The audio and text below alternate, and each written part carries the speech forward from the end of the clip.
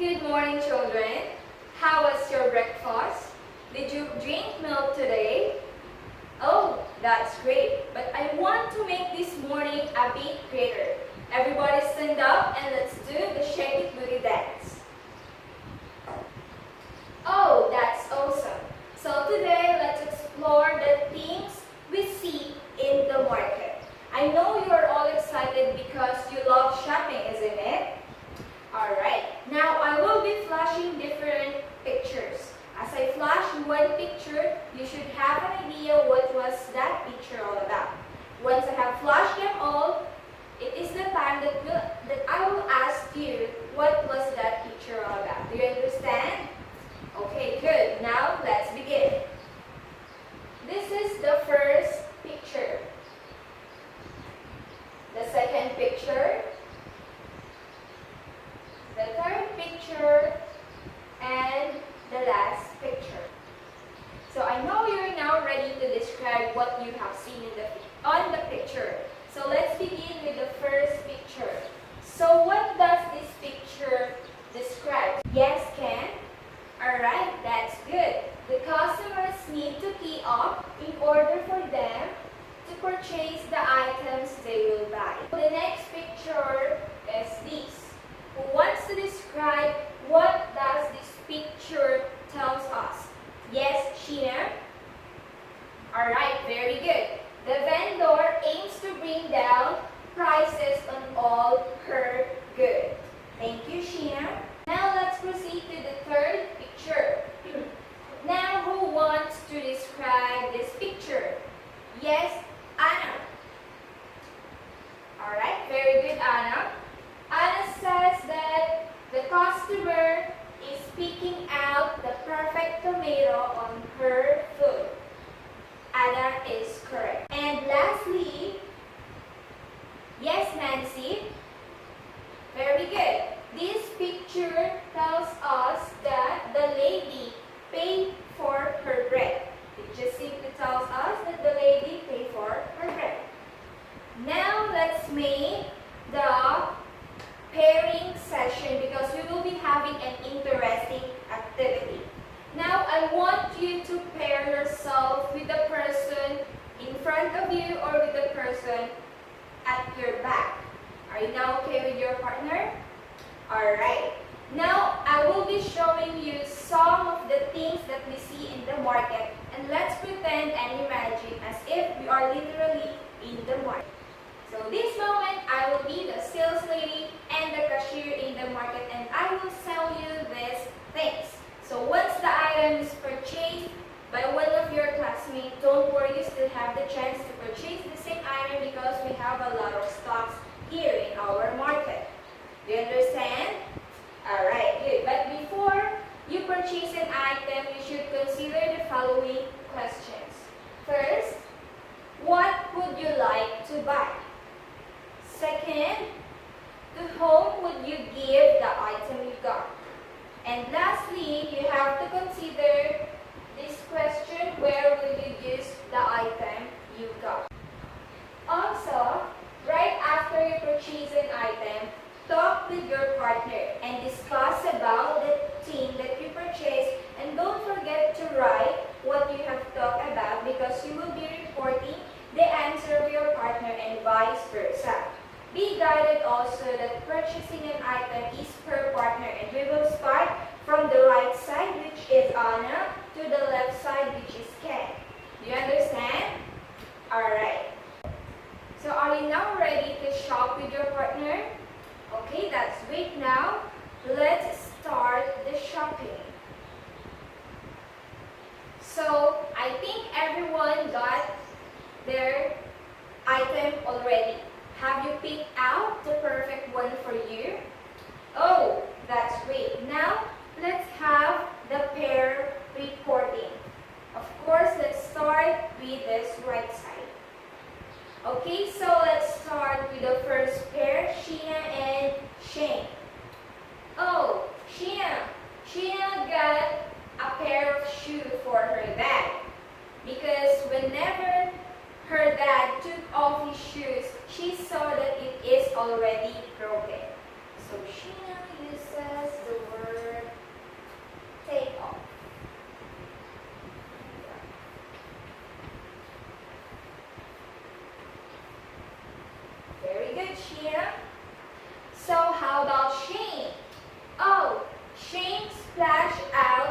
luxury teddy bear. How nice, Sheena.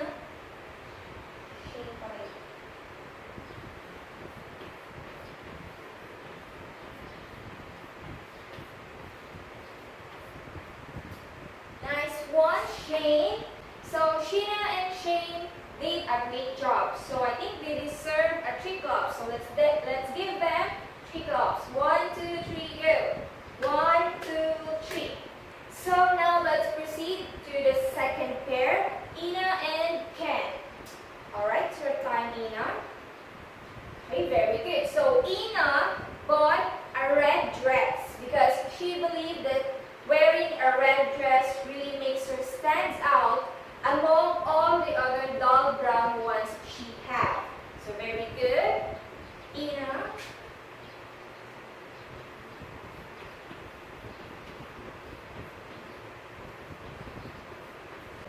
Okay, so what about Ken? Ken would like to go with the body scrub because he needs it better among the other products. So Ken go with a body scrub. Okay, nice job, Ina and Ken. I think they also deserve a 3 claps. So everybody, let's give them a 3 claps. 1, 2, 3. So now it's your turn, Nancy and Anna. What are the things you got? Oh, Nancy rather. Nancy was sad a while back. That's why she bought some cookies to help her perk up. So Anna preferred to buy cookies.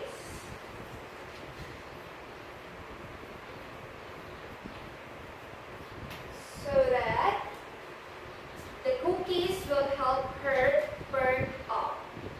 Nice one, Nancy. So what about Anna? What have you got? Okay, so Anna picked up some eggs because she remembered that they will make a ramen tonight. Okay, very good, Anna. You picked up some eggs because you remember that you're going to make some ramen tonight. Alright, very good, kids. Now, I think you deserve a 5 claps. Everybody, give yourselves a 5 claps. 1, 2, 3, go. 1, 2, 3, 4, 5.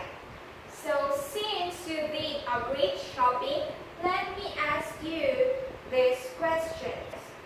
First, who is the richest student in the class? Yes, Ken? Oh, you think Shane is the richest student in the class because she was able to buy the luxury teddy bear? Oh, I guess so. Second question, who got the most significant item? Yes, Anna?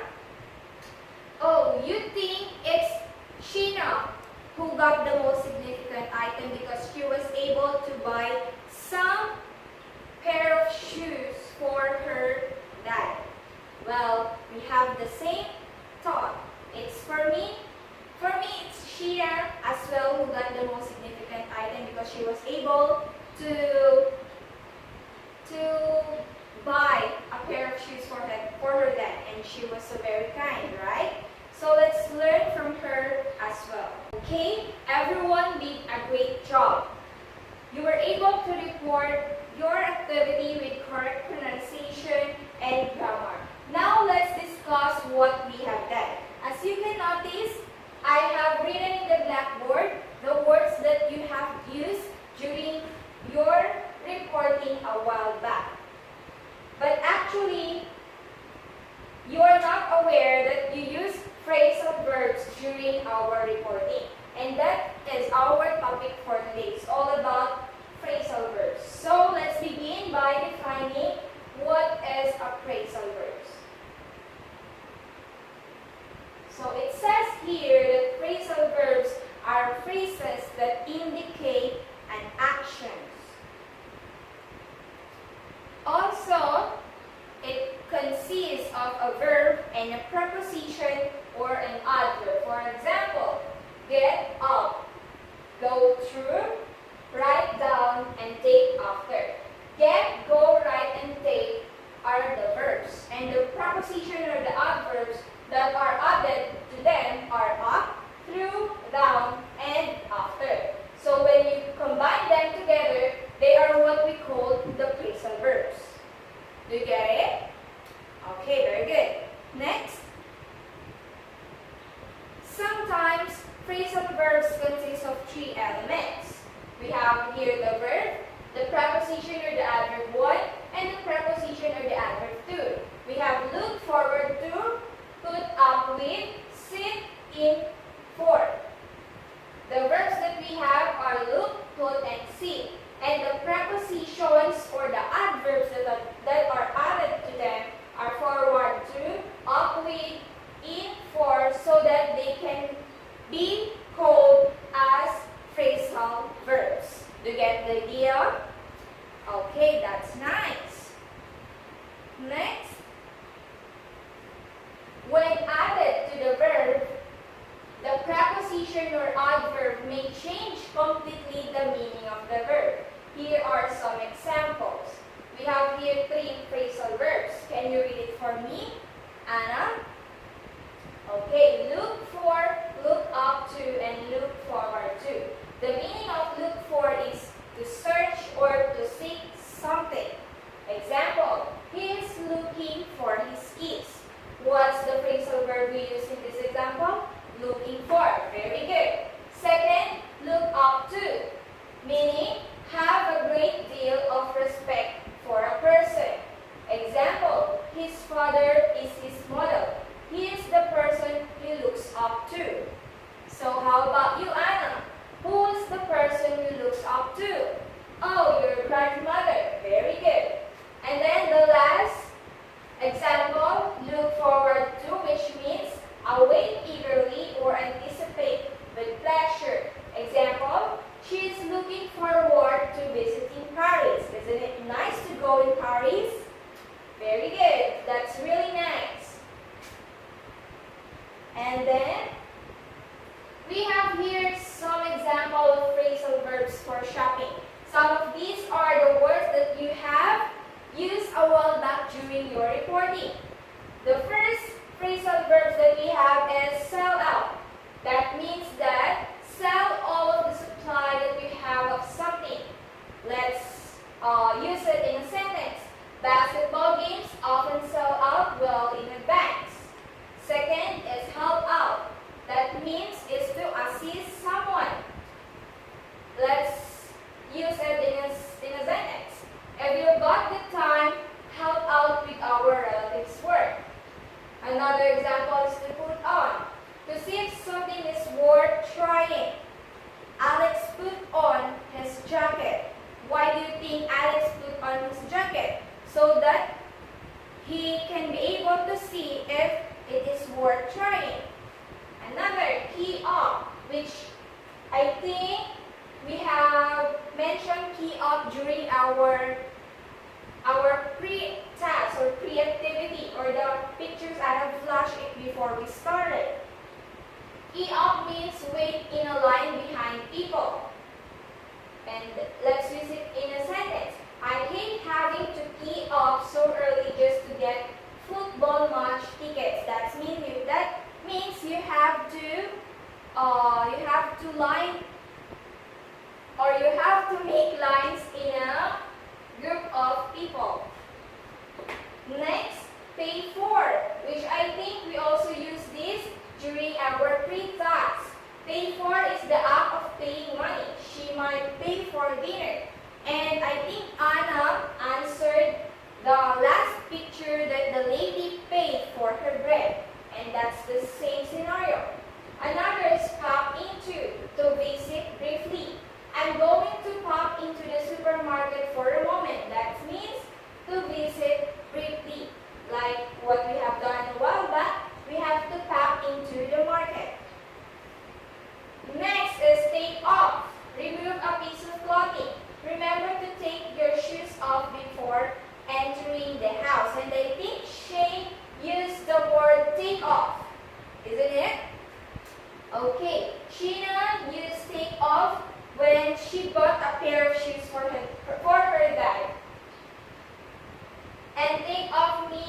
remove a piece of clothing and we use it in a sentence. Remember to take your shoes off before entering the house. Oh, I just repeat it again. Sorry. And lastly, we have splash out, which was used by Shane. That means splash out is spend money freely. He splashed out on an iPhone. So do you get the idea what is appraisal verb or what does appraisal verbs mean? Do you have any questions or clarifications? None? Okay, that's good. Now, we have another example for phrasal verbs which are used in education. The first phrasal verb is be into.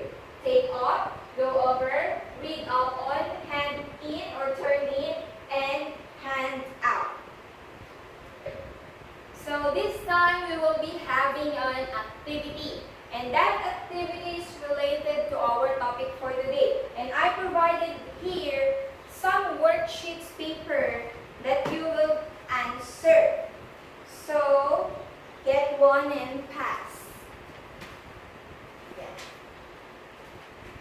So once you're done, let me know so that we can be able to check your activity. Oh, are you done? Oh, not yet. Since it's already time, we will just continue our activity tomorrow. And everybody's pass your worksheets paper and we will just continue it tomorrow. So,